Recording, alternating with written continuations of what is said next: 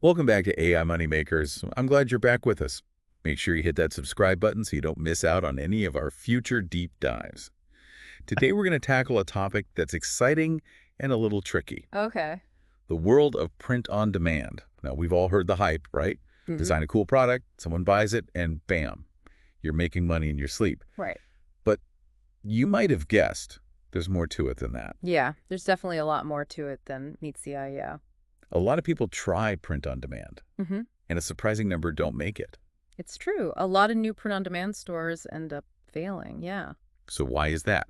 That's what we're diving into today. Yeah, and I think a lot of it boils down to some really common mistakes that people make. Okay, so let's dive into those mistakes. What's the first one that we need to be aware of? Well, one of the biggest mistakes I see is that people jump into a crowded market without a clear understanding of what makes their product unique. They see something trendy selling well and think, oh, I can do that too. But then what they end up doing is creating another generic product, and it just gets lost in a sea of competition. So it's not enough to just create a cute design or follow the latest fad. No, not at all. You need to offer something that actually fills a gap in the market. Something that solves a problem for a specific group of buyers, or maybe caters to like a niche interest. I've seen this firsthand. I remember finding this Etsy store, and it was really bare bones. There was no fancy branding or anything, hardly any reviews. Yeah. But they had this one mug that was just killing it. It was a funny, quirky design that you just wouldn't find anywhere else. Mm. And even though the store itself wasn't that, polished or whatever, that one unique mug was clearly resonating with buyers. That's such a good example of how a unique product can kind of overcome a lack of bells and whistles, right? Like that mug, it worked because it filled a gap, you Yeah. know? It offered something desirable that wasn't readily available elsewhere. So what does this mean for our listeners who are interested in print on demand?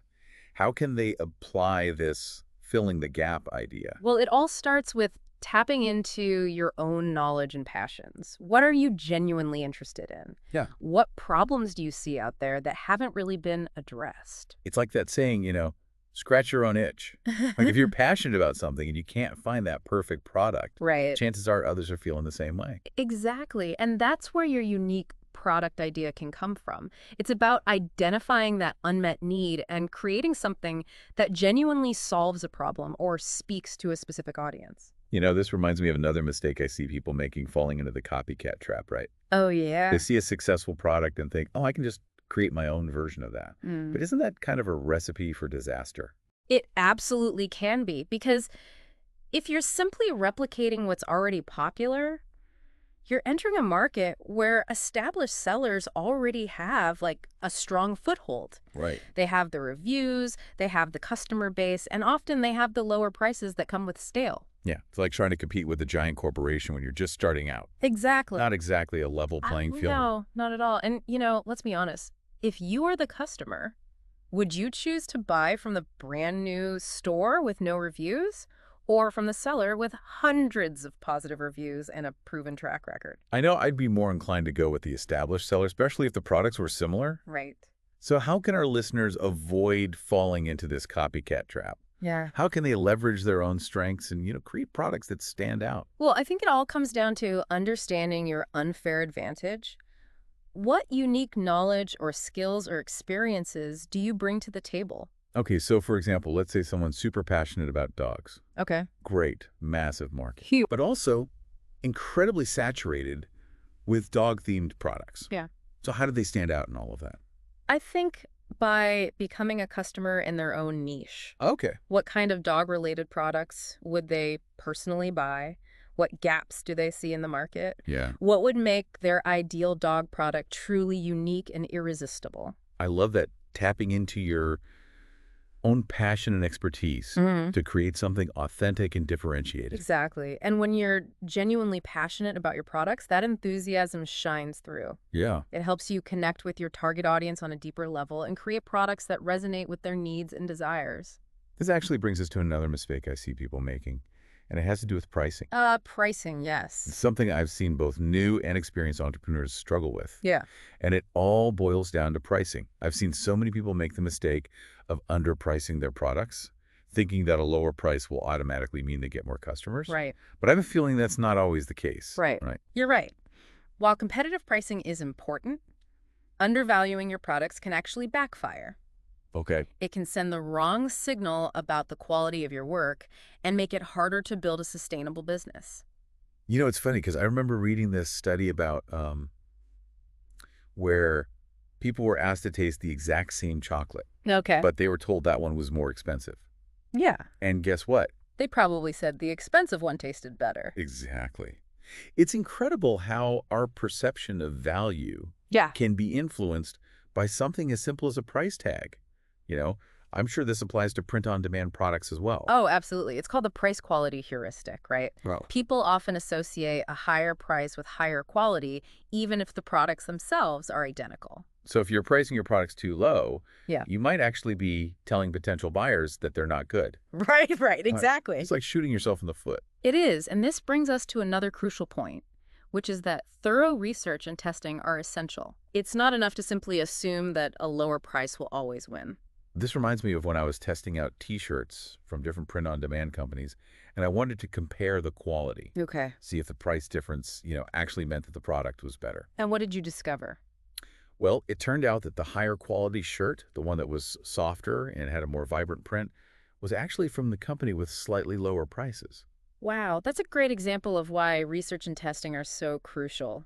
You can't always rely on price as the sole indicator of quality. Exactly. And it's not just about comparing prices, it's about understanding the nuances of different providers, reading reviews, and even ordering samples so you can really see what the quality is like. And this meticulous approach to research and testing it applies to every aspect of your print-on-demand business, from your product selection to your marketing strategies. And speaking of marketing, this leads us to another common mistake. I see Wow. people jumping into paid advertising too quickly. Oh, yeah, the lure of paid ads. It Right. can be very tempting, but it's definitely a mistake to dive in headfirst without a solid understanding of your target market and what resonates with them.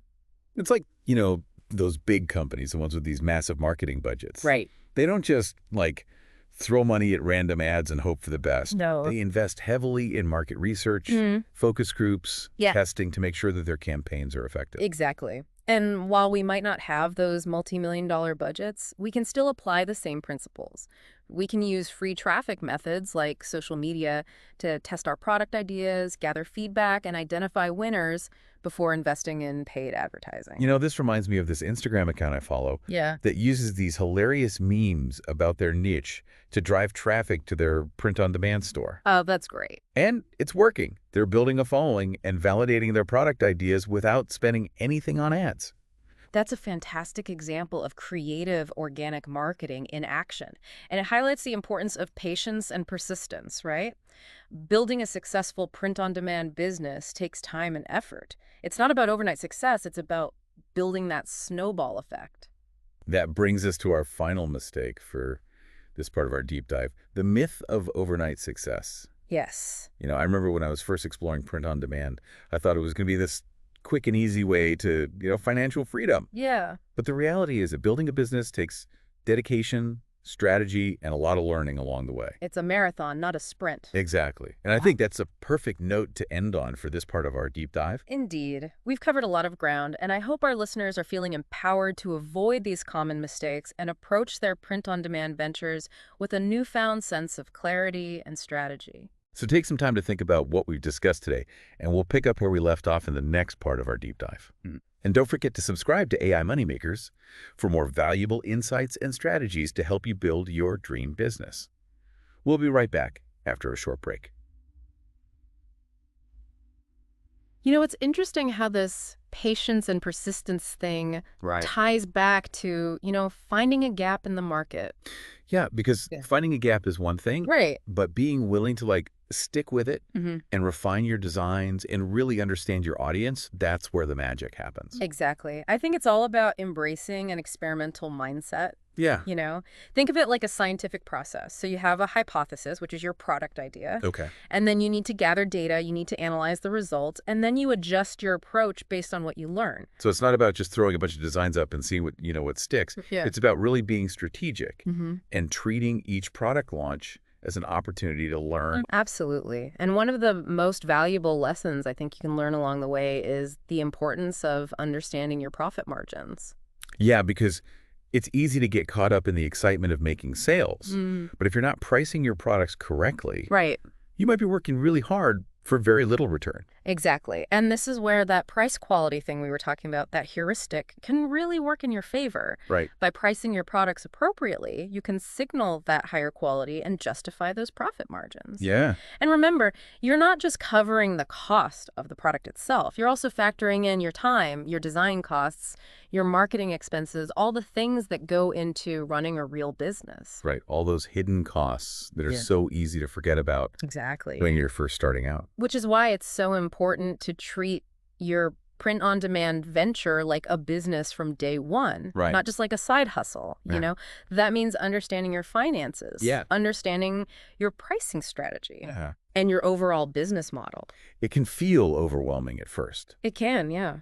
but there are so many resources out there. I mean, There are. I found so many helpful, like, courses and communities and free tutorials even. Absolutely. And don't underestimate the value of mentorship as well, right? Right. Connecting with someone who's already navigated this world of print on demand can provide invaluable insights and help you avoid common pitfalls. It's like having a guide in a new territory. Yeah, for sure. No, beyond the financial aspect, I think one of the most rewarding parts of print on demand is seeing your creative ideas actually come to life. Oh, absolutely. There's something so satisfying about taking an idea from your imagination and turning it into a tangible product, you know? It's like a Yeah. form of self-expression. It's a way to connect with others who share your interests. And when you see someone out in the world wearing something that you designed or using a product that you created, it's such a validation of your hard work and your creativity. It's a fantastic feeling. It really is. Yeah. And, beyond that personal satisfaction, there's also the potential to build a sustainable income stream. Right. Be your own boss Yeah. and have more control over your time. That's right. Print on demand offers a really unique opportunity to create a business that aligns with your passions and provides you with the flexibility and freedom that a lot of traditional jobs lack. And the beauty of it is that you can start small, test the waters, and then gradually scale your business as you gain experience and confidence. Absolutely. It's a low risk, high reward model that's Yeah. accessible to, almost anyone with a creative spark and a willingness to learn. So if you've been thinking about diving into print on demand, I say go for it. Absolutely. But remember, knowledge is power. Yeah. Arm yourself with the right information. Yes.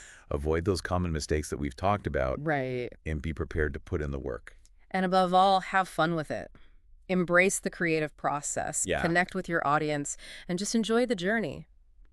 Now, as we wrap up this part of our deep dive, I want to kind of turn it over to our listeners. Okay. What's standing out to you from everything we've talked about so far? What's resonating with you the most? Yeah, what are you finding really interesting?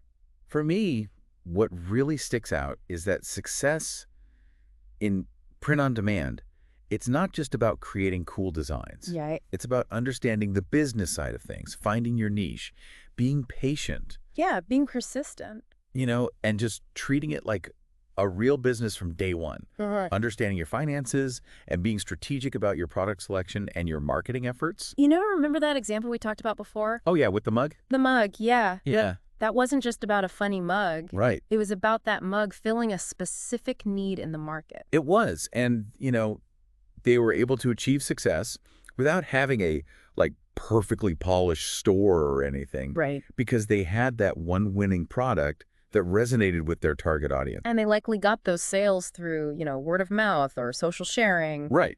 Exactly. Proof that you don't need a massive marketing budget to get started. You don't. And what's fascinating is that their success likely sparked a whole new wave of ideas for them. Oh, total. Once you have that initial win, it fuels your creativity. Right. It motivates you to keep going, keep experimenting and exploring new possibilities. It's like that snowball effect we were talking about. Like one success leads to another. Yeah. And another. And eventually you've built something really amazing. Yeah, exactly. So as you continue your print-on-demand journey, remember to stay curious, stay open to new ideas, and never underestimate the power of filling a gap in the market. What unique gap can you fill? What knowledge or passion or experience do you have that you can kind of transform into a must-have product? That's something I want you to think about as you continue your print-on-demand adventure. That's something to really think about. Yeah, and I think a lot of people, when they think about print on demand, they focus on the design aspect. Right. But it's so much more than that, isn't it? It really is. It's about understanding your market, finding those gaps, building a brand. Yeah, building a business It really is. It's a whole business. and being patient. Yes, patience is key. I mean, It's not going to happen overnight. it's not going to happen overnight. Right. Yeah, you're not going to get rich quick with print on demand. Right, exactly. But if you're willing to put in the work, Mhm. you're willing to learn, you're willing to be patient, Yeah. it can be an incredibly rewarding and profitable business model.